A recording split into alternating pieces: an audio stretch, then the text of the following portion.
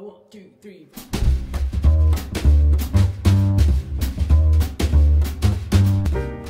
No podcast de hoje eu vou falar sobre impactos positivos e também negativos da tecnologia em tempos de coronavírus. Pois é impossível fugir desse assunto, é uma coisa que tomou o mundo de dezembro para cá, impactou terrivelmente países como a Itália no final de janeiro até o momento, né? Esse episódio está sendo gravado aqui em março de 2020 e está chegando no Brasil e tudo indica que vai sim se espalhar com alguma velocidade.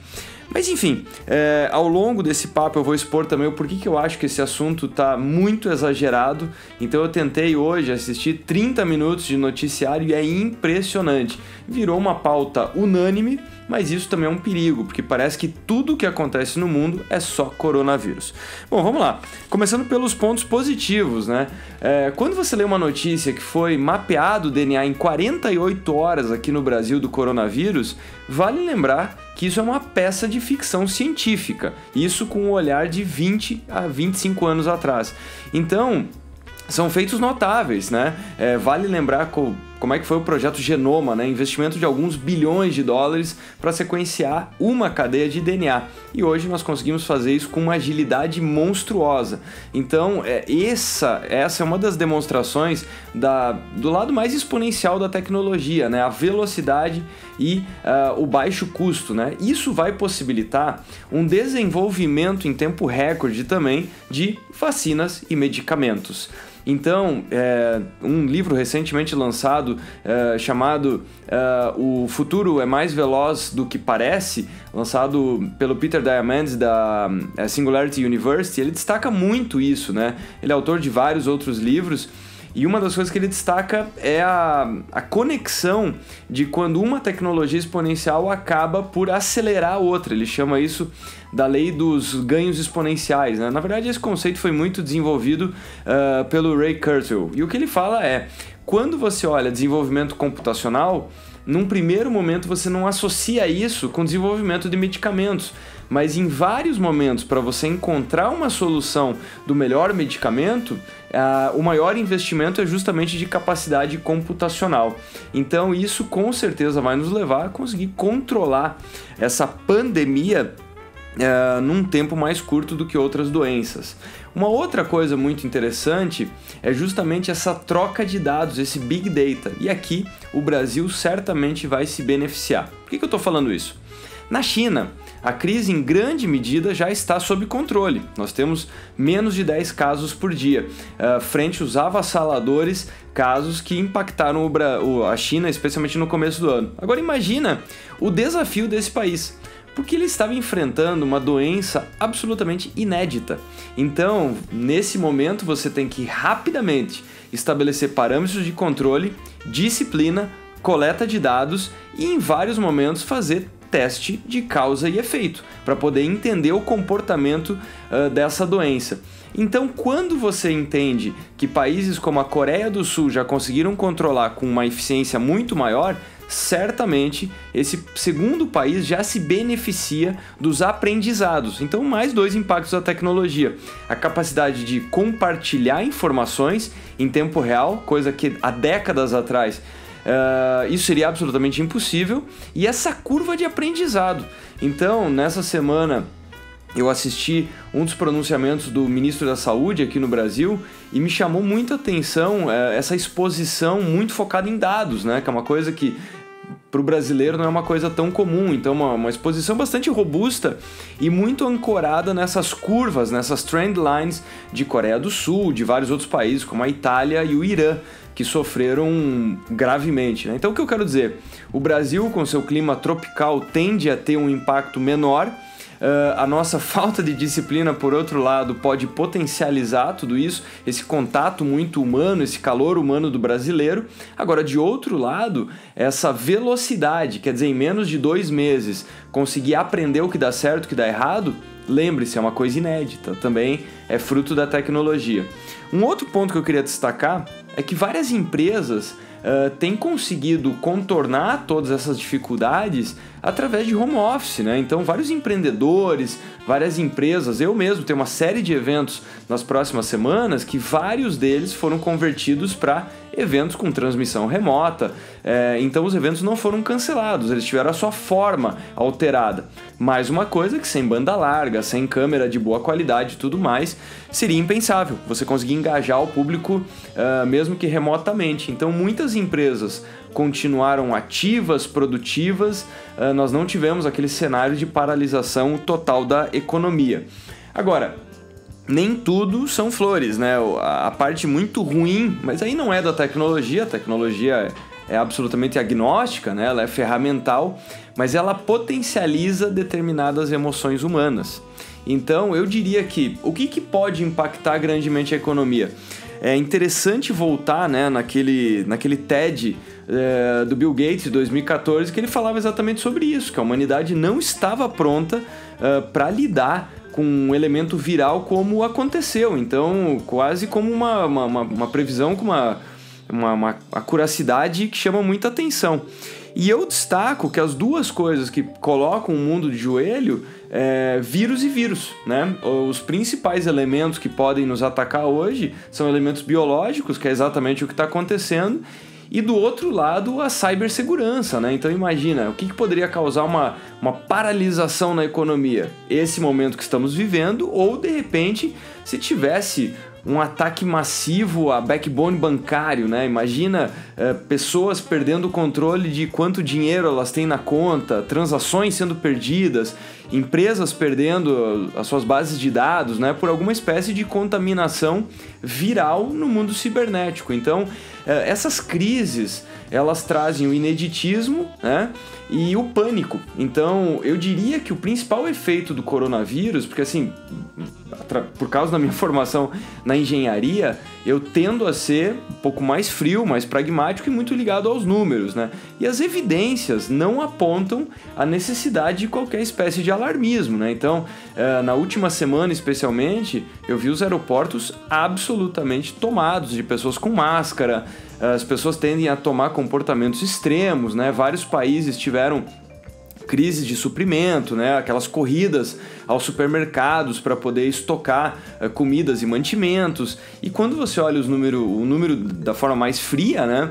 A taxa de mortalidade não é alta, de outro lado a taxa de contágio é muito grande e, obviamente, eu sou um absoluto ignorante no assunto, não sou médico, não sou infectologista, mas sou um interessado no assunto para entender, né, quais são os seus impactos na economia. Mas tudo leva a crer que não há um motivo para um alarmismo tão grande, mas o que eu destaco aqui é esse aspecto tecnológico, e isso se conecta com a tecnologia, eu já chego lá. Esse aspecto do alarmismo vem desse imaginário, né? Nós estamos vivendo quase um filme de terror ao vivo. Eu enfatizo aqui o poder das mídias, mas mais do que isso, a capacidade de proliferação de notícias verdadeiras e também das fake news. Então tem um gráfico muito interessante mostrando o número de publicações que foram feitas quando explodiu a SARS, né, que é uma doença com uma série de características muito parecidas com o coronavírus, e esse número, no começo da semana, estava em 56 milhões na época, né? Então 56 milhões de publicações falando do assunto. Coronavírus, que explode em 2020, já estava na marca de 1,1 bilhões. Então, 1,1 bilhão, perdão. Então, o que eu quero dizer com isso? É claro que SARS é do começo dos anos 2000, então a internet em si também era muito menor. Mas esse tamanho, essa magnitude de publicações, e você deve ter percebido nessa semana que todo mundo só fala de coronavírus, vai martelando a tua cabeça e você passa a acreditar que realmente a coisa é gravíssima, né? E claro que ela é muito grave, por dois aspectos. Primeiro, a questão não é o número de mortes. Cada morte em si é uma tragédia, né? E eu acho que esse pânico vai só aumentar no Brasil, porque uma coisa é você ler que morreram 480 pessoas no Irã, mas salvo pessoas que têm amigos, familiares iranianos, ou que porventura visitaram o país recentemente, ou pessoas que têm um grau de empatia um pouco maior, grande parte da população lê isso como número, e esse número remonta a uma localidade muito afastada. Então, é aquilo que acontece quando, no ano passado, aconteceu aquela tragédia no Brasil, no colégio em Suzano, e daí o que aconteceu? Era um número de fatalidade, de mortes pequeno, mas choca o Brasil, paralisa o Brasil, porque está do nosso lado. Naquela mesma semana, eu me recordo que houve uma explosão de bomba numa mesquita que matou mais de uma centena de pessoas, e isso era praticamente nota de rodapé. Então esse senso de proximidade, cada pessoa que morrer é uma fatalidade terrível. Então não tem como ser leviano de falar o seguinte: não é um assunto grave.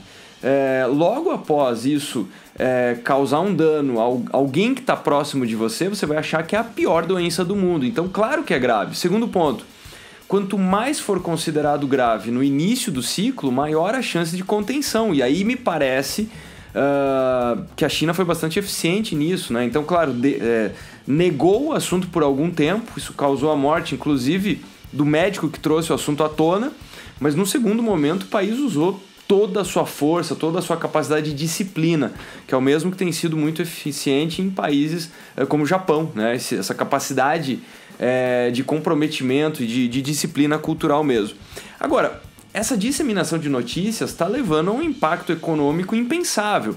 Então, é nisso que eu queria chegar, que a potencialização da disseminação no WhatsApp e tudo mais leva a uma crise que tem uma característica que pouco tem a ver com a doença. No final, nós estamos lidando com eventos extremos, como a Bolsa num dia caindo 14%, e isso está desencadeando um dominó global. Quem imaginaria que numa segunda-feira um vírus causaria um desaquecimento da economia mundial, e isso levaria a uma menor demanda de petróleo, e na reunião da OPEP para tentar reduzir a produção, isso ficou acordado, e a Rússia simplesmente fala o seguinte: isso é um problema de vocês, eu vou inclusive aumentar a produção. E aí a Arábia não gostou nem um pouco da ideia e falou o seguinte: então tá, vamos ver quem quebra antes, eu vou gastar recurso para produzir ainda mais barato. E o barril do petróleo bate 30. Quem imaginaria uma crise no petróleo deflagrada por um vírus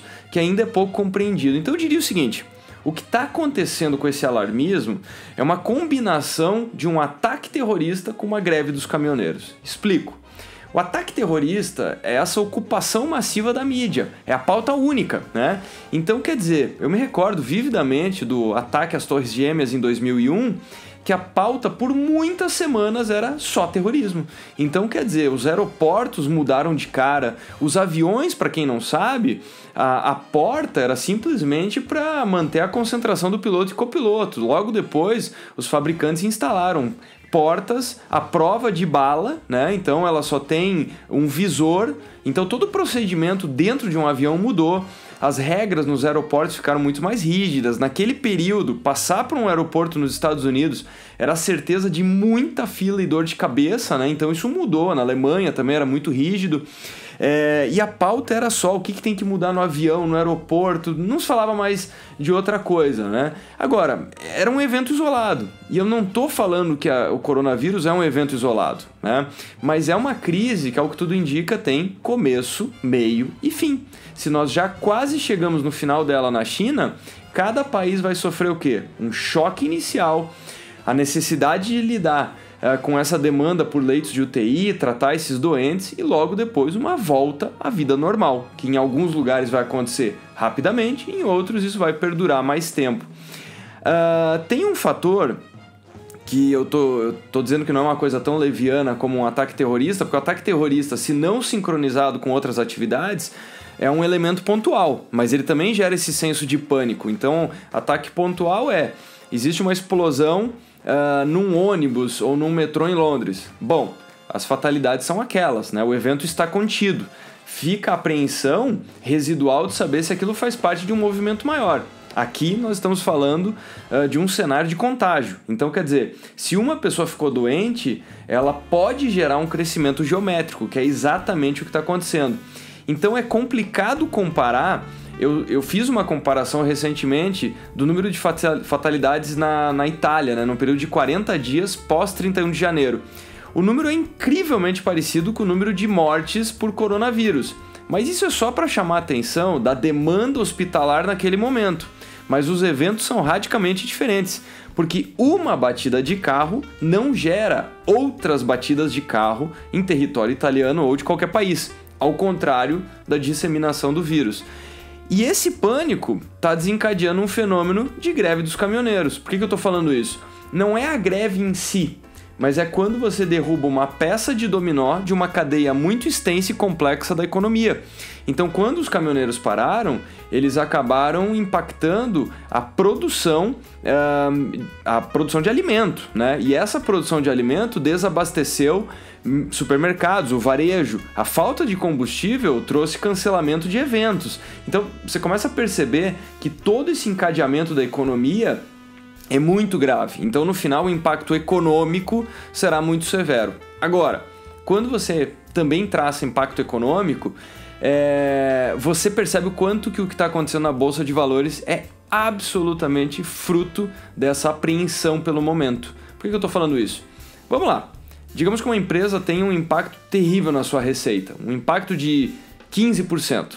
Mas algumas empresas simplesmente derreteram em 50% do seu valor. A Bolsa de Valores em dólar no Brasil, nós tivemos agora uma escalada do dólar. Numa semana, o nosso ministro falou que se ele fizesse muita burrada, o dólar poderia bater R$5. Isso aconteceu praticamente uma semana depois, por causa desse pânico, né? Isso nada tem a ver com Paulo Guedes, entenda. Mas em dólar a Bolsa Brasileira derreteu. As empresas não vão encolher 50%. Então é muito importante entender o que é uma fotografia, né? E entender o comportamento todo do filme. E tudo isso remonta à tecnologia. Então esse pânico, ele será cada vez maior. Justamente você é impactado por mídias diferentes, você lê sobre coronavírus no Instagram, no Facebook, no jornal, você não consegue escapar desse assunto, inclusive no meu podcast dessa semana. Então é importante ter essa compreensão, é um momento de manter a tranquilidade, é um momento de entender que 2020 sim será impactado fortemente, né? Especialmente em nível de atividade econômica, mas que as coisas voltarão ao normal. E tomara que nós tenhamos essa capacidade de usar o melhor da tecnologia para fazer integração de dados, uma coisa que na época do Zika vírus foi muito frágil, né? O Brasil não tinha acordos de troca de material genético, por exemplo, isso atrasou a compreensão da doença. Então, que nós saibamos usar o melhor da tecnologia para poder trabalhar, para poder manter a nossa saúde, proteger as pessoas que estão à nossa volta, que nós amamos, e poder retomar o nosso trabalho, né? Acho que é isso que todo mundo está querendo. Ninguém está querendo, logo em começo de ano, ver as coisas tão paralisadas. Então, mais uma vez, é um assunto que sim, me preocupa, me chama atenção, mas temos que também buscar informação, buscar as estatísticas e compreender as coisas com um pouco mais de tranquilidade. Então esse é o meu comentário do lado muito positivo da tecnologia, que vai nos ajudar a superar essa crise em tempo recorde, e também do lado um pouco mais complicado, que ela desperta a nossa amígdala do medo, né? O nosso comportamento mais instintivo frente a eventos desconhecidos.